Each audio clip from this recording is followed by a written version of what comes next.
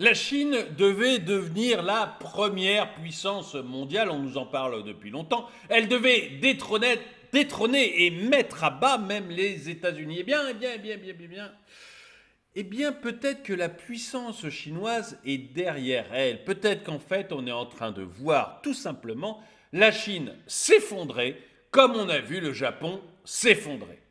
Bonjour et bienvenue dans cette nouvelle vidéo de DME en direct. Comme toujours, si vous n'êtes pas abonné, je vous suggère de le faire et de cliquer sur la cloche pour être prévenu lorsque je sors une nouvelle vidéo. Et vous pouvez ici également aller sur la boutique de la chaîne, que ce soit l'onglet boutique sur YouTube, sur la chaîne YouTube, ou l'onglet boutique dans dromyeconomy.com. Et là, vous trouverez des sweats comme celui-ci, des polos, des sweats à capuche aussi, des t-shirts, des casquettes, des magnettes, des autocollants et des mugs. Et donc plein de produits que je suis très heureux de vous proposer parce que j'ai de très bons retours.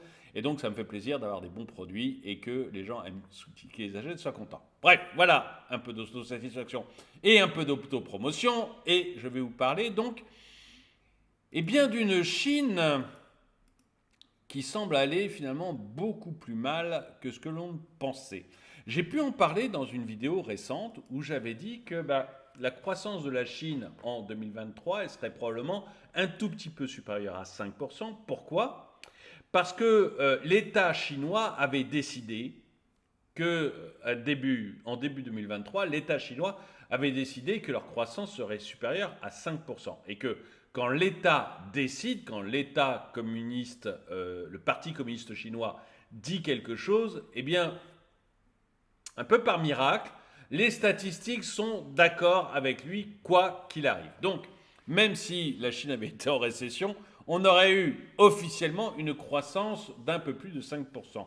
Et en fait, le signe, c'est que le fait qu'il soit seulement d'un tout petit peu plus de 5%, donc correspond vraiment à la limite basse qu'avait autorisé le Parti communiste chinois, eh bien, ça prouve que, un, ça a probablement été plus bas encore que ça, et deux, on a vraiment une Chine qui va mal, qui est en train d'avoir une croissance qui baisse de plus en plus depuis maintenant plusieurs années, et que les belles années de la Chine sont peut-être derrière elle, et que ça va beaucoup, beaucoup changer notre vie à nous. Regardons ça ensemble. La Chine, la deuxième puissance économique mondiale, fait face à l'une des périodes de croissance les plus faibles de ces 3 dernières décennies, marquée par une hausse de seulement 5,2% de son PIB en 2023, le taux le plus bas depuis 1990, hors période Covid. Et c'est depuis la période du Covid que la Chine est lentement en train de tomber. Ce que vous voyez au-dessus de moi, c'est pas les États-Unis, c'est pas Las Vegas, c'est la Chine. Donc la Chine, depuis maintenant le début du Covid, est en train de tomber. Et je vous disais, voilà, les statistiques officielles ont donné 5,2, tout simplement parce que le pouvoir en place avait dit en début d'année 2023, on fera une croissance supérieure à 5%. Donc automatiquement, les statistiques officielles trouvent la même croissance ou, disons la même chose ou plus que ce qu'a annoncé le Parti communiste en début d'année. Bon, là, il donne 5,2, c'est que vraiment, soit c'est du pot, soit en fait c'était même plus bas que ce qu'avait annoncé le Parti communiste. Et puis on n'a pas osé mettre un chiffre à 4,5 parce qu'à mon avis, si vous êtes statisticien et que vous sortez 4,5 quand le parti a dit que ce serait 5, vous vous retrouvez en tôle. Donc, ces 5,2 sont vraiment un signe un peu impressionnant. Cette situation contraste avec les ambitions affichées par Pékin, qui c'était un objectif d'environ 5%. C'est ce que je vous disais, en fait, ils avaient décidé 5%, l'objectif c'était 5%, donc on obtient obligatoirement 5,2%, soulignant les défis complexes auxquels est confrontée la nation asiatique. La crise immobilière constitue l'un des principaux facteurs entravant la reprise économique chinoise.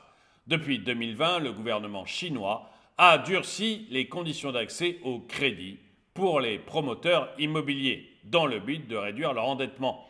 Et vous savez qu'en fait, en Chine, vous avez eu un énorme problème, c'est que les promoteurs immobiliers avaient commencé à construire des villes dans lesquelles personne n'habitait. C'est-à-dire qu'il y avait tellement de fric, ils avaient un tel accès au crédit décidé par le pouvoir, que ils avaient trop d'argent et ils ont fait n'importe quoi. Et vous avez 2 promoteurs géants chinois, mais ce qu'on appelle géants, Bouygues c'est un nain à côté. qui était à la limite de la faillite et qui probablement aurait franchi cette limite si le gouvernement n'avait pas décidé de les maintenir en vie. Ce qu'il y a, c'est que s'ils font faillite, à ce moment-là, vous avez tout l'immobilier chinois qui risque de s'effondrer. Donc, le gouvernement a dit, attendez, là, on va sur des trucs hyper dangereux, parce qu'on ne peut pas non plus voir toute l'économie chinoise s'effondrer. Il y a quand même 1 milliard de personnes à nourrir, donc on ne peut pas faire n'importe quoi. Donc, du coup, ils ont décidé de réduire l'accès au crédit des promoteurs pour que ces folies immobilières se calment un peu. Cette politique de répercussion sur un secteur, cette politique a eu des répercussions sur un secteur qui représentait auparavant plus du quart du PIB chinois, engendrant des déboires financiers pour des groupes problématiques qu'Evergaz ou Kundry Carden, les deux dont je vous ai parlé. Mais encore une fois, cette politique a eu lieu parce que le pouvoir s'est dit, mais on commence à construire des immeubles dans lesquels personne n'habite. Donc, on va vers une catastrophe, quoi.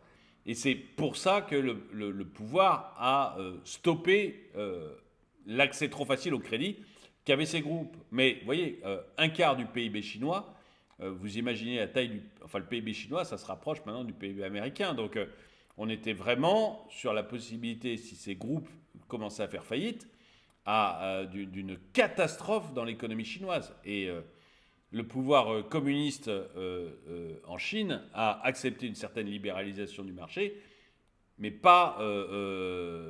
mais uniquement parce que ça lui permet de vivre. Si il y a des catastrophes économiques qui arrivent, pour le pouvoir communiste chinois, c'est extrêmement grave. Ça peut remettre en cause son autorité, et ça leur plaît pas. La défaillance des acheteurs s'accroît face à des logements inachevés. Il y a une chute des prix du mètre carré, malgré les mesures de soutien mises en place par le gouvernement. La crise dans le secteur immobilier a également un impact sur l'emploi, avec un taux de chômage légèrement en hausse, passant de 5% en novembre à 5,1% en décembre. Cependant, ce chiffre ne tient compte que des travailleurs urbains, laissant de côté des millions de travailleurs migrants des zones rurales particulièrement vulnérables au ralentissement économique. Le ralentissement économique chinois s'explique également par des obstacles structurels tels qu'une confiance morose des ménages et des entreprises entravant la consommation intérieure. Les incertitudes liées à la situation mondiale, marquées par un ralentissement global, contribuent également à la fragilisation des moteurs traditionnels de la croissance chinoise. En dépit de ces défis, la Chine a enregistré une croissance de 5,2%, suivant le Bureau national des statistiques. Mais encore une fois, voilà, le Bureau national des statistiques en Chine, il fait ce que lui dit le parti, quoi. Toutefois, ce chiffre reste en deçà des attentes, mais au-dessus des chiffres qui avaient été donnés par le parti, c'est pour ça que, voilà. Et le rythme de croissance entre le 3e et le 4e trimestre a été plus modeste, s'élevant à seulement à 1%. La production industrielle a légèrement accéléré avec une augmentation de 6,8% sur un an en décembre, mais les ventes au détail ont ralenti, augmentant de seulement 7,4% en décembre, après une nette accélération en novembre. Face à ces défis économiques, le gouvernement chinois devra prendre des mesures significatives pour stimuler la croissance en 2024. Des experts estiment que des mesures fiscales en faveur de l'investissement seront nécessaires, ainsi qu'un soutien plus ferme aux promoteurs immobiliers pour restaurer la confiance des acheteurs. Le chiffre officiel de PIB reste scruté de près, en tant qu'indicateur éminemment politique, reflétant l'état de santé économique du pays et son impact sur l'économie mondiale. Ce qu'on regarde aussi beaucoup avec la Chine, c'est la consommation d'électricité. Les économistes, en fait, comme on n'est pas sûr du tout des chiffres officiels que nous donne l'État chinois, parce que, on regarde énormément la consommation d'électricité. Et c'est surtout à partir de ça qu'on se base, parce que, pourquoi la consommation d'électricité ? Tout simplement parce que quand les gens ont de l'argent, ils laissent la lumière allumée chez eux, parce que les usines marchent, et comme les usines marchent, elles utilisent de l'électricité, parce que les entreprises aussi qui ne sont pas des usines marchent, et que quand les entreprises marchent, il y a une consommation d'électricité. Donc si vous regardez la consommation globale d'électricité du pays, vous avez une bonne idée de si ce pays est en train de croître ou il est en train de diminuer. Et donc, ce problème de PIB, on l'avait déjà vu. Ça fait 1 an qu'on en parle entre économistes. Vous avez peut-être vu des manchettes dans la presse aussi. Parce qu'on voit bien qu'il se passe quelque chose en Chine et qu'on on a des vrais doutes maintenant sur l'avenir réel du pays. Et c'est une des raisons pour lesquelles l'année 2024 ne va peut-être pas être bonne. C'est qu'on a des vrais doutes sur les capacités de la Chine à continuer à évoluer. On se demande s'il ne va pas y avoir un retournement de situation. Et le problème d'un retournement, surtout que vous avez maintenant aussi des concurrents comme l'Inde qui se mettent en place. Et l'Inde, c'est 1,4 milliard de personnes, donc c'est aussi gigantesque. Et ça peut être aussi l'usine du monde.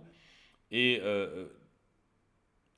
après, la question qui se pose, c'est est-ce que le gouvernement chinois, est-ce que le Parti communiste chinois peut vivre, peut subsister avec une économie qui ne marche pas? C'est-à-dire que ce qui a détruit l'URSS, ce qui a fait tomber l'URSS, c'est une économie qui s'est écroulée. Les gens n'arrivaient pas à manger, il n'y avait pas de viande dans les magasins, on faisait la queue pendant des heures pour acheter une paire de chaussures. Enfin, voilà, on n'avait rien qui ne marchait.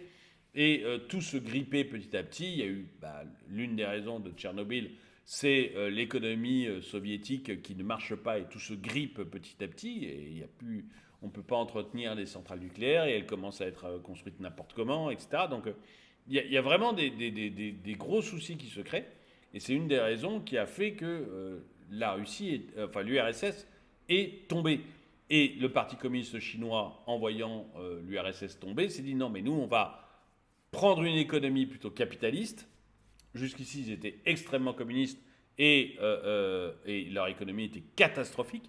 Mais quand ils ont vu que ça a entraîné la chute de l'URSS, ils se sont dit bon, il faut qu'on change l'économie, mais on va garder le Parti communiste. Et c'est pour ça que la Chine s'est mise à avoir une économie extrêmement capitaliste, avec quand même au-dessus un État qui surveille et qui contrôle et qui a le dernier mot sur tout. Mais si l'économie se retourne et commence vraiment à s'effondrer, vous risquez d'avoir, enfin s'effondrer est un grand mot, mais voyez, à baisser, vous allez avoir des gros problèmes en Chine, surtout qu'il y a encore des millions de personnes dans les campagnes qui vivent vraiment avec très très peu de moyens. Donc la Chine n'est pas encore arrivée au stade où elle peut se permettre de dire c'est bon, ils ont tous de quoi manger, de vivre correctement, qui ne nous cassent pas plus les pieds. Ils ont besoin d'avoir encore des croissances assez fortes pour absorber la population des campagnes qui se chiffrent encore en centaines de millions de personnes qui ont du mal à vivre.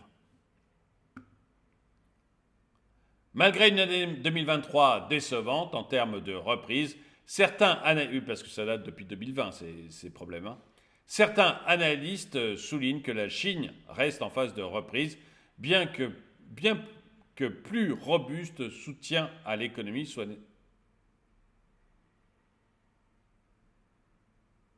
bon, là, je ne sais pas ce qui a été écrit, mais grosso modo, il y aurait besoin de soutenir davantage l'économie en 2024.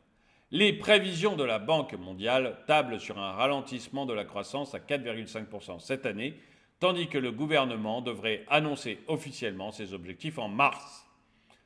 La Chine, donc vous voyez, ils étaient à 5,2, on entend 4,5, c'est-à-dire qu'on n'est pas du tout sur quelque chose qui se relance, quoi. Si on en croit la Banque mondiale, on pense que ça va encore ralentir. La Chine se trouve à la croisée des chemins, appelée à surmonter les défis structurels et conjoncturels pour maintenir son rôle de moteur économique mondial. Et je ne sais pas, j'aimerais savoir ce que vous en pensez.